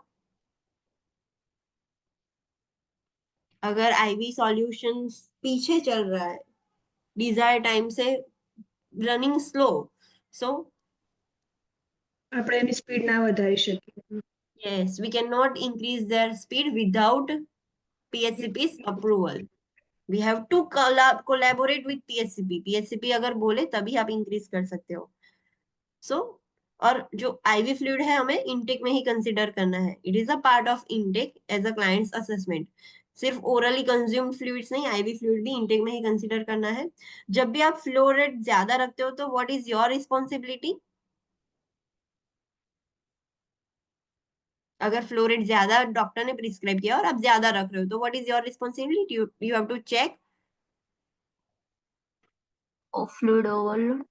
Yes, you have to check for fluid overload. आपको कैसे पता चलेगा? सो रेस्पिरेशन बढ़ जाएंगे, टैकीकार्डिया हो जाएगा, हाइपरटेंशन हो जाएगा। There are other different signs जो हमने ऑलरेडी स्टडी किए थे फ्लूइड्स एंड इलेक्ट्रोलाइट्स में, कि फ्लूइड वॉल्यूम ओवरलोड हो जाएगा, तो कैसे पता चलेगा? So you have to check the patient for fluid volume overload. जो भी नॉर्मली फ्लूइड्स होते हैं वो ml पर आर से ही आपको दिए जाते हैं कि इतने ml पर आर देना है। और ml पर आर कैसे पता चलेगा? So by using drops per minute, कितने ड्रॉप्स पर मिनट है ऐसे पता चलेगा। Majorly we are using two types of drip set, macro drip set और micro drip set. What is macro drip set? Macro drip set में drop factor कितना होता है normally? 10 to 20। 10 to 20 GTT। GTT लिखा हो इट मींस की drop factor. सो उस जो चैम्बर है उसमें से 1 ml के लिए 10 to 20 ड्रॉप्स मिल सकते हैं। उतनी जल्दी 1 ml भर जाएगा, 20 ड्रॉप्स में 1 ml हो जाएगा, उतना बड़ा होल है उसका। और माइक्रो ड्रिप में क्या होगा? 60 GTT। यस, बहुत ही छोटे छोटे ड्रॉप्स होंगे और बहुत ही स्लो होगा, कि 60 ड्रॉप्स गिरेंगे तब 1 ml जाके बनेगा। सो दे आर माइक्रोसेट। सम मेडिकेशन के लिए माइक्रोसेट, माइक्रो ड्रिप यूज होता है, और सब medication normally we use macro. पर ऐसी कोई मेडिसिन हो जो हमें बहुत स्लोली देनी है, बहुत प्रिसाइसली देनी है, तब हम माइक्रोसेट यूज करते हैं। सो वो सब ट्यूबिंग के जो आईवी ट्यूबिंग पैकेज है उस पर लिखा होता है कि ये ट्यूबिंग पैकेज का कितना जीटीटी है, ड्रॉप फैक्टर क्या है वो लिखा होता है। फिर हमने जो यूनिट्स वाले जो मेडिसिन है, यूनिट्स के डोजेज से अकॉर्डिंग डिसाइड किए जाते हैं, उसका कैलकुलेशन देखा था। जब भी ऐसा कोई क्वेश्चन हो कि डॉक्टर ने प्रिस्क्राइब किया है 1 घंटे में इतने यूनिट्स देने हैं, they are not saying about the solution कि 1 घंटे में 100 ml देना है, 1 घंटे में 200, ऐसा नहीं बोला। 1 घंटे में यूनिट्स देने हैं ऐसा बोला है। तो कैसे आप सॉल्व करोगे? सो फर्स्ट 2 स्टेप में सॉल्व होता है। फर्स्ट आपको ये फाइंड आउट करना होगा कि 1 ml में कितने यूनिट्स प्रेजेंट है। Then you have to find out the second step कि डॉक्टर ने कितना बोला है, desired dose divide up by units per ml, जो आपको फर्स्ट स्टेप में जो आंसर मिला वो। तो इससे आपको कितना सेट करोगे इन्फ्यूजन पंप, कितने ml पर आवर सेट करोगे, वो आपको आंसर मिल जाएगा। Any doubt in this? No, man। Okay, just wait, I am sharing.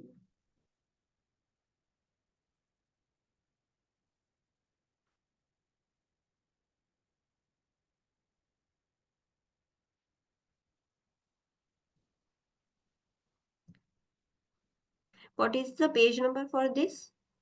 ये चैप्टर का पेज नंबर क्या है बुक में? 178. 178. ओके,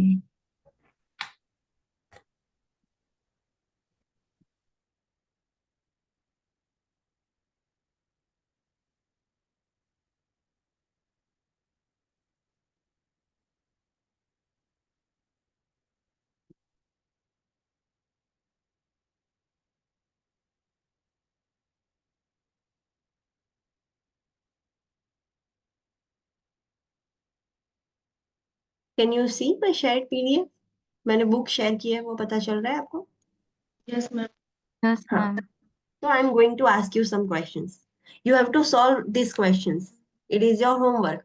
Monday मैं पूछूंगी कि किसका सॉल्व हुआ, क्या हुआ. डोंट सी द आंसर्स, पहले ही आंसर्स मत देख लेना, पहले खुद सॉल्व करके देखो आपको आ रहा है, मतलब अच्छे से आप इजीली सॉल्व कर पा रहे हो या नहीं, वो आप चेक करना. First question is, a prescription reads 1000 ml of a normal saline to infuse over 12 hours. The drop factor is 15 drops GTT per ml. The nurse prepares to set the flow rate at how many drops per minute? So इसमें आप कौन सा formula use करोगे? Flow rate solve. Flow Drop rate. factor. हाँ, जो Minute. Drop पर minute था वो वाला फॉर्मूला यूज करोगे. सो आपको क्वेश्चन रीड करके पता चलना चाहिए कि आपको कौन सा फॉर्मूला यूज करना है. सिर्फ वो बोल्ड में क्या लिखा है, fill in the blank, record your answer to the nearest whole number. Whole number में बोला है, सो आप कैसे लिखोगे? पॉइंट वाला लिखोगे आंसर? नहीं, No. wait ma'am. No, we can not Yes. Write the answer in points. So ऐसे आपको क्वेश्चन उसमें अब जब यूवर्ड सॉल्व करोगे तो ऐसे बोल्ड करके नहीं दिखाया गया होगा. बोल्ड करके इसलिए दिखा गया है कि आपकी ध्यान हो, कि आपको पता चले. सो आपको फर्स्ट में कौन सा फॉर्मूला यूज करना है वो पता चल गया. Second, a prescription reads to administer an IV dose of 4 lakh units of penicillin G benzathine to a client with an infection. The label on the 10 ml ampule sent from the pharmacy reads penicillin G benzathine 3 lakh units per ml. The nurse prepares how many ml to administer the correct dose. इसमें कौन सा formula use करोगे? D divided by H or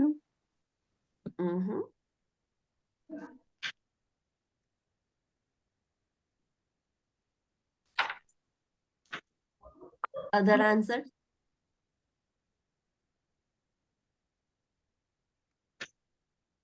किसी और का कोई और answer है? number of millimeter per hour કેટલું આપવાનું એ? Amount of medicine in The the how many ml the nurse will give. So आपको सिंपली पूछा गया है कि कितने ml देना है. So जब भी ऐसा क्वेश्चन हो कितने ml देना है, कितना कैप्सूल, कितनी मेडिसिन, तो कौन सा फॉर्मूला यूज करोगे? जो अभी आपने बोला था वो करेक्ट था. Don't get confuse. अगर मैं ऐसा बोलूं कि नहीं ये इनकरेक्ट है तो यू शुड से नहीं, ऐसा ही आता है. सो जब भी ऐसा क्वेश्चन हो कि how many ml you will administer, तो कौन सा फॉर्मूला यूज करना है? D divided by H हाँ, multiplied by E. okay.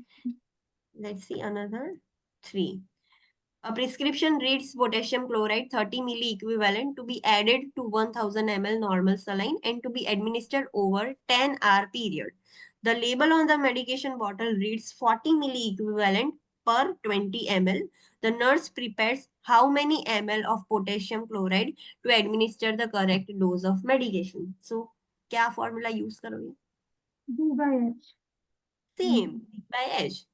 इसमें बोल्ड पॉइंट तो भूल गई. Fill in the blank, record your answer using 1 decimal place. तो कैसे लिखोगे आप आंसर? अगर आपका आंसर 2 डेसिमल पॉइंट्स में आया है तो आप आंसर कैसे लिखोगे? अगर आंसर आया है 1.48 तो कैसे लिखोगे? 1.5। 1.5. यस, बिकॉज 1 डेसिमल प्लेस में उन लोगों ने आपसे आंसर मांगा है. So you have to understand कि आपको कौन सा फॉर्मूला यूज करना है. एक लास्ट देख लेते हैं कौन सा फॉर्मूला यूज करोगे आप. A prescription reads clindamycin phosphate 0.3 gram in 15 ml normal saline to be administered intravenously over 30 minutes for a client with an infection. The medication label reads clindamycin phosphate 900 mg in 6 ml. The nurse prepares how many milliliters of the medication? Same dose. Okay. Same formula. दूसरा कोई formula वाला. Okay. Let's solve it. A prescription reads 1000 ml of normal saline, 0.5%, to infuse over 8 hours. The drop factor is 15 GTT per ml. The nurse sets the flow rate at how many drops per minute? तो कौन सा formula use करना है? Flow rates. Flow rate वाला. हाँ, flow rate वाला formula use करना है. फिर 11 नंबर में a prescription read 1000 ml D5W to infuse at a rate of 125 ml per hour. The nurse determines that it will take how many hours for 1 liter to infuse. तो कौन सा formula use करोगे? Infusion time. Infusion time वाला, because उसने पूछा है कि कितना टाइम लगेगा, तो सेकंड जो इन्फ्यूजन टाइम वाला था वो फॉर्मूला यूज करना है. अभी पता चला कि क्वेश्चन रीड करके आपको डिसाइड करना है कि मुझे कौन सा फॉर्मूला यूज करना है. अंडरस्टूड? Yes, ma'am. हाँ. सो सॉल्व दिस क्वेश्चंस. कितने हैं? 14 क्वेश्चंस हैं.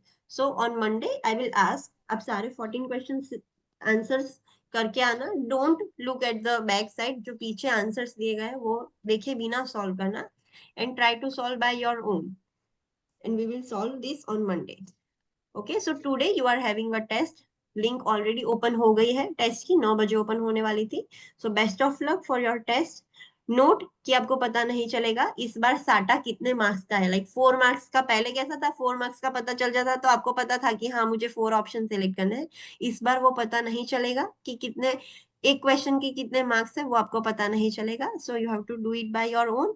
और टाइम भी आपको, जो टाइम लिमिट है वो भी आपको पता नहीं चलेगी.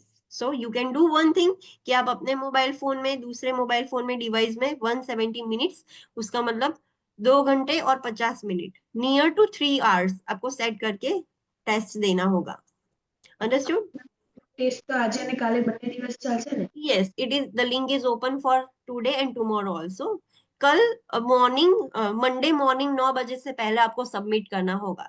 सो आपके पास पूरा सैटरडे, पूरा संडे है. अकॉर्डिंग टू योर कन्वीनियंस आप कभी भी दे सकते हो, बट मेक श्योर जब आपके पास 3 घंटे प्रॉपर फ्री टाइम हो तब देना, बिकॉज इन बिटवीन अगर आप कुछ भी और काम करोगे तो आपका टाइम चालू रहेगा.